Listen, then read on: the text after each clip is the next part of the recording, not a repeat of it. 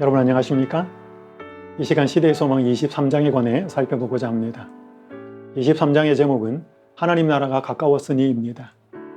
나는 테러리스트가 아니다. 대한민국 독립군 대장이다. 이것은 2022년 12월에 개봉된 안중근에 관한 영화 영웅의 카피 문장입니다. 안중근 의사는 1909년 10월 26일 하얼빈역에서 이토 히로부미를 총살하고 이듬해 3월 순국합니다. 일제강점기 때 많은 의식 있는 사람들이 빼앗긴 주권을 되찾기 위해 목숨을 걸고 싸웠습니다. 통상적으로 국가를 구성하는 세 요소는 국민, 영토, 주권입니다. 이 세 가지가 다 있을 때 한 나라가 온전히 성립됩니다. 세상에는 인간 나라만 있는 것이 아니라 하나님의 나라도 존재합니다. 하나님의 나라 역시 국민, 영토, 주권을 통해 이루어집니다. 성경 마가복음 1장 14절과 15절은 이렇게 말씀합니다. 요한이 잡힌 후 예수께서 갈릴리에 오셔서 하나님의 복음을 전파하여 이르시되 때가 찼고 하나님의 나라가 가까이 왔으니 회개하고 복음을 믿으라 하시더라. 예수님이 갈릴리에 오셔서 하나님 나라에 관한 기별을 전하셨습니다. 여기서 갈릴리에 오셔서라고 하는 문구는 많은 의미를 포함하고 있습니다. 대한민국 남한의 현재 행정구역은 8개의 도로 구성되어 있는데 예수님 당시 이스라엘은 3개의 도로 구성이 되어 있었습니다. 맨 아래쪽이 유대였고 중간이 사마리아 그리고 그 위쪽이 갈릴리였습니다. 메시아가 탄생했다는 소식이 처음 전해진 곳은 유대였습니다. 천사가 베들레헴 언덕에서 양을 치던 목자들에게 나타났습니다. 동방에서 박사들이 예루살렘에 와서 메시아의 탄생에 관한 관심을 불러일으켰습니다. 성전에서 시므온과 안나가 아기 예수님의 신성에 대해 증거하였습니다. 침례요한이 요단강 부근에서 예수님을 주목하게 하는 사역을 시작하였습니다. 예수님이 예루살렘 성전을 정결케 하셨고 베데스다 못가에서 병자를 고치셨습니다. 그리고 사내들인 앞에서 지도자들을 만나셨습니다. 그런데 종교 지도자들은 그분을 그리스도로 받아들이지 않았습니다. 그들은 예수님을 시기하고 불신하였고 급기야 죽이려고 하였습니다. 부득이하게 예수님은 유대 지역을 떠날 수밖에 없었습니다.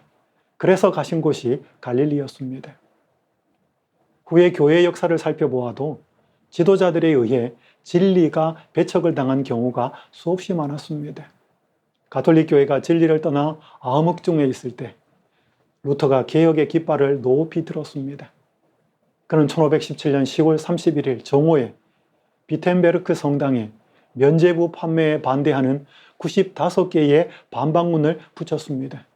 그리고 자신과 생각이 다른 사람이 있다면 다음날 비텐베르크 대학으로 오라고 하였습니다. 그러면 자신이 답변을 하겠다고 하였습니다. 이것이 바로 종교개혁의 시작이었습니다. 한스 퀼이란 학자가 있었습니다. 그는 가톨릭 교회의 사제이자 신학자였음에도 불구하고 교황이 오류가 없다는 교황 무료성에 이의를 제기하였습니다.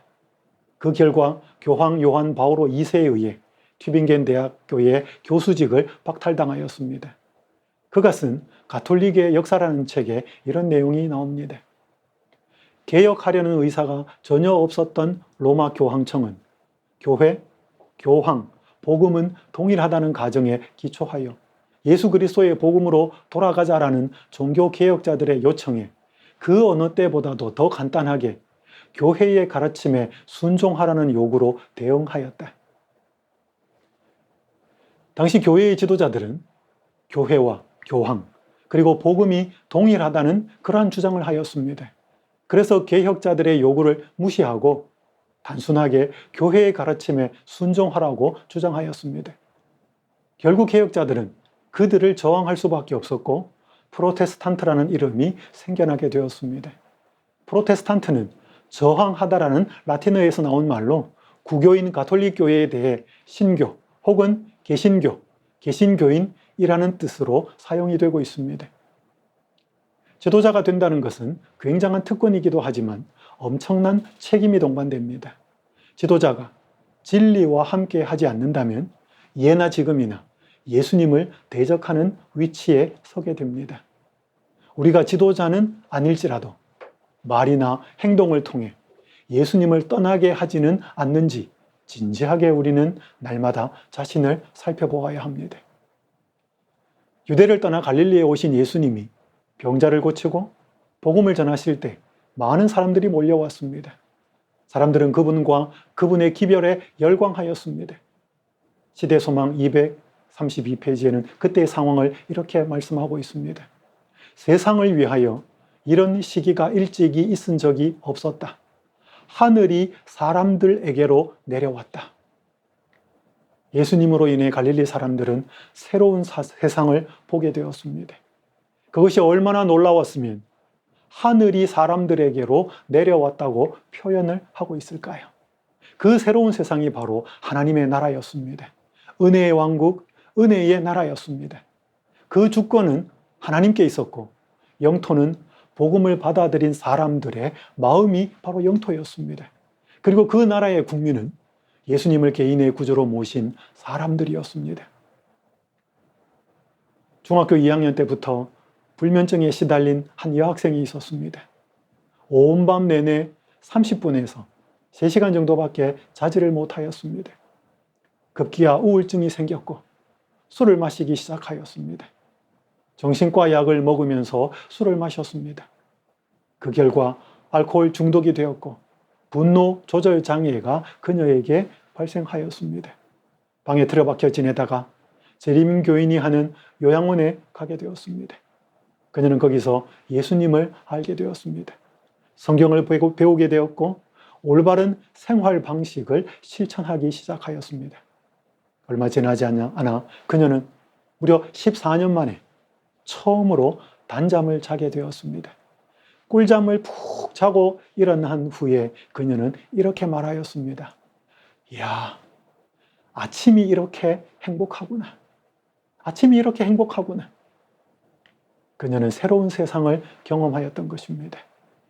예수님이 참 주인이 되어 우리를 인도하시면 사람의 몸과 마음이 하나님의 나라, 즉 은혜의 왕국을 경험하게 됩니다. 은혜의 왕국의 때는 다니엘서 9장 24절에서 27절에 기록된 70일의 예언과 관련이 있습니다. 특히 마지막 한 주인 7년과 밀접한 관련이 있습니다. 마지막 한 주인 7년은 AD 27년 가을에 시작되었습니다. 그때에 맞춰 예수님은 성령으로 기름 부음을 받으셨습니다. 이제 예수님은 3년 반의 공생애 후에 AD 31년 봄 제사와 예물을 금지하기 위하여 십자가에서 돌아가실 것이었습니다.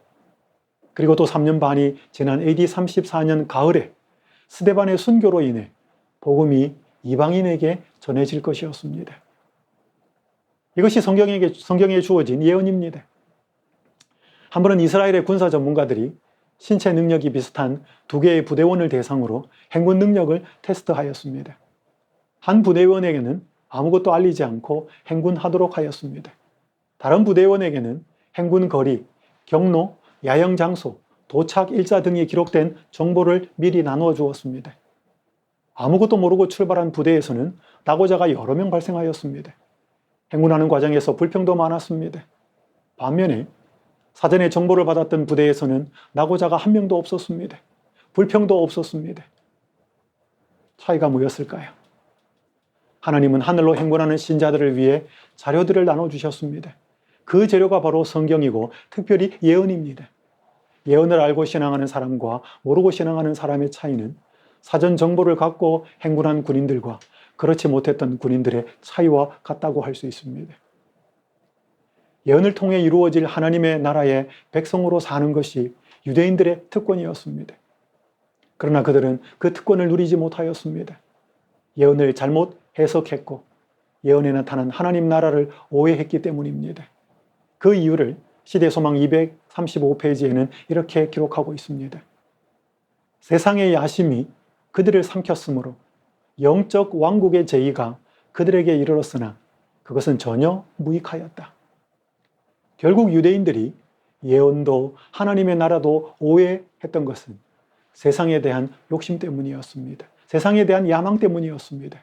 그런데 유대인들의 생각을 온통 사로잡았던 세상은 오늘날 재림을 기다린다고 하는 사람들의 생각도 붙들고 있다는 것입니다. 예수님의 초림이 분명히 있었던 것처럼 그분의 재림도 분명히 있을 것입니다. 누가복음 21장 34절에서 36절은 이렇게 말씀하고 있습니다. 너희는 스스로 조심하라. 그렇지 않으면 방탕함과 술 취함과 생활의 염려로 마음이 둔하여지고 뜻밖의 그날이 득과 같이 너희에게 임하리라. 이 날은 온 지구상에 거하는 모든 사람에게 임하리라. 이러므로 너희는 장차 올 이 모든 일을 능히 피하고 인자 앞에 서도록 항상 기도하며 깨어 있으라 하시니라. 성경은 그분이 다시 오시는 날이 분명한데 그 날이 우리에게 뜻밖의 날이 되지 않도록 경고하고 있습니다.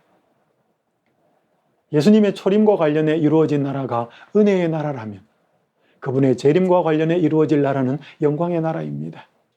영광의 나라의 주권은 동일하게 하나님께 있습니다. 그 나라의 영토는 새 하늘과 새 땅입니다. 그 나라의 국민은 예수님으로 인해 성령으로 인해 삶에서 변화를 경험한 자들입니다. 예수님의 초림과 은혜의 나라와 관련해 그분이 전한 기별의 핵심은 회개하고 복음을 믿으라는 것이었습니다. 예수님의 재림과 영광의 나라와 관련해 그분이 전하는 기별 역시 회개하고 복음을 믿으라는 것입니다. 회개하고 복음을 믿는다는 것이 무슨 의미일까요? 고든 맥도날드 목사는 회개에 대해 이렇게 설명합니다. 회개가 그저 1회에 지나지 않는 행위가 아니라 영적인 생활 방식이라는 사실을 이해하기란 조금 어려울지도 모른다. 회개 안에서 산다는 것은 인간이 마음이 늘 잘못된 방향으로 갈 준비가 되어 있다는 것, 계속 제자리를 찾아 움직여야 한다는 것을 인식하는 삶인 것이다. 회개는 죄를 지은 후 잘못을 고백하는 이상의 의미가 있습니다. 회개는 일회성 행위가 아니라 마음이 늘 하나님을 향해 움직이는 생활 방식을 의미합니다. 마치 해바라기가 해를 따라가듯이 예수님이 어디로 인도하든지 따라가는 삶을 의미합니다. 오늘 우리의 마음이 계속하여서 하나님을 찾아가고 있습니까? 세상에서 일어나는 각종 재난과 사건들을 성경 예언과 함께 살펴보면 남아있는 때가 그리 많은 것 같지 않다는 생각이 여러 번 듭니다. 여러분, 예수님이 재림하시면 지금의 세상은 끝이 납니다. 그분의 재림이 아니라 할지라도 우리 인생이 죽음을 맞이한다면 역시 세상은 끝이 나고 맙니다. 한 사람이 매우 고생을 한 끝에 소위 사람들이 말하는 성공을 하게 되었습니다.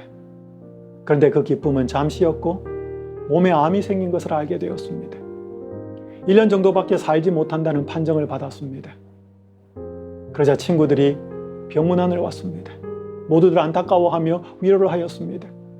그 후에 친구들이 병실을 떠났는데 그날 병원에 왔던 한 친구가 돌아가는 길에 교통사고로 세상을 떠났습니다. 그 사고가 있기 몇 시간 전으로 한번 돌아가 보십시다. 살 날이 하루도 남지 않았던 사람이 1년 정도 남은 친구를 안타까워했던 것입니다. 한치 앞을 모르고 살아가는 것이 우리의 인생입니다. 그래서 우리는 살아있을 동안에 예수님과의 관계를 바르게 하며 살아야 합니다. 만약 우리가 오늘 하나님과 바른 관계에 놓여 있다면, 하나님과의 바른 관계에서 살고 있다면 예수님이 오늘 오신다 할지라도 우리는 준비되어 있는 것입니다.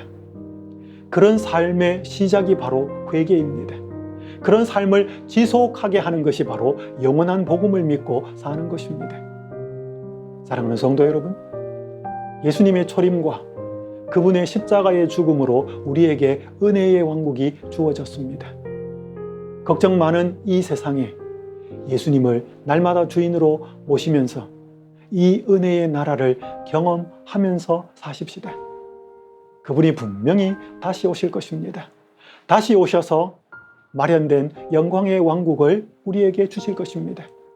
예수님이 다시 오실 때까지 은혜의 나라를 경험하며 사는 자가 영광의 나라의 시민이 될 것입니다. 이러한 축복이 여러분 모든 성도들에게 가득하시기를 간절히 바라면서 말씀을 마치도록 하겠습니다.